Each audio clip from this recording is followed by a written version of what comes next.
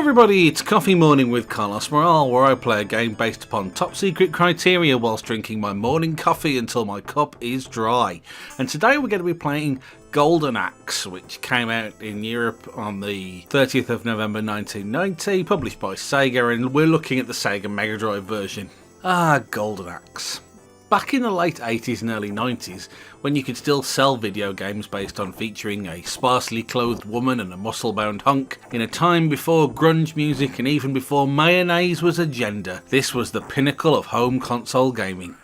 The colours, the sounds, the beards! Golden Axe had it all, up to and including enemies that wanted to crush your skull with a giant raspberry for some reason. After making a splash in the arcades, Golden Axe finally reached the shores of good old Blighty at the tail end of 1990, as we also managed to finally get our grubby mitts on the newly released Mega Drive. You could have picked up one of those chunky black cases that contained Altered Beast, Ghouls and Ghosts, or several others, but the smart money went on trying to defeat Death Adder, rescue the King and Queen, and claim the Golden Axe of immortality. Side-scrolling beat-em-up games had been around for many years, but the likes of Target, Renegade and Double Dragon paled somewhat against this riot of colour and fancy fighting moves. You could jump into the air above a foe's head, smash your weapon on their bonts, pick people up and chuck them into a ravine, and blast Ray Harryhausen skeletal escapees with brutal magics, all to the accompaniment of a kick-ass soundtrack and the digitised screams of the dying. As a kid back then, it blew my mind. Nowadays, Golden Axe is clunky as shit. Its biggest problem lies in the failure of sprites to cast shadows, which makes it very difficult to judge where you're positioned in terms of screen depth. This leads to a lot of wild weapon swinging and dashing past enemies into empty air. Ironically, it makes the bigger boss enemies a lot easier to deal with than their swarming smaller minions, since they're larger hitboxes when you don't have to be quite so perfectly positioned to dish out some brutality. Dark Souls, it ain't. Speaking of collision detection, a constant problem comes in the form of missed combo attacks that ought to connect but don't. Knocking an enemy to her knees and then moving in for a throw will frequently result in you grabbing at thin air on the first button press, which is odd because the animation shouldn't trigger unless you're in line to do the move.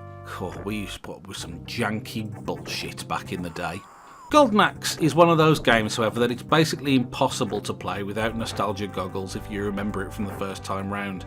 The art style and soundtrack are so quintessentially early 90s gaming that it's like stepping back in time. Anyway, here's what they had to say. Includes 2 more levels than the arcade game. In Turtle Village, the children are fleeing for their lives.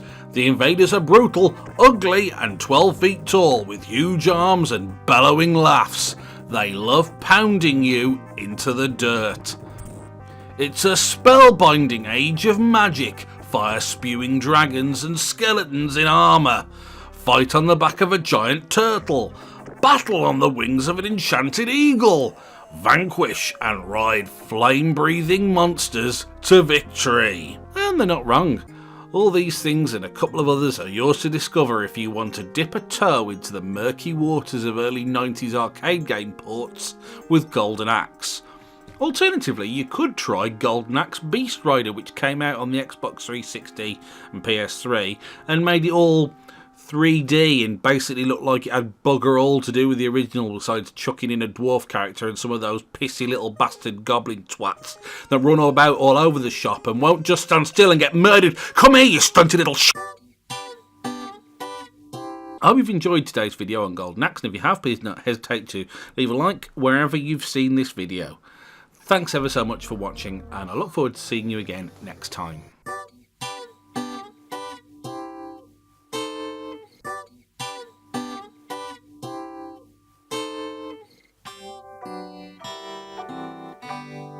"12 feet tall with huge arms and bellowing laughs.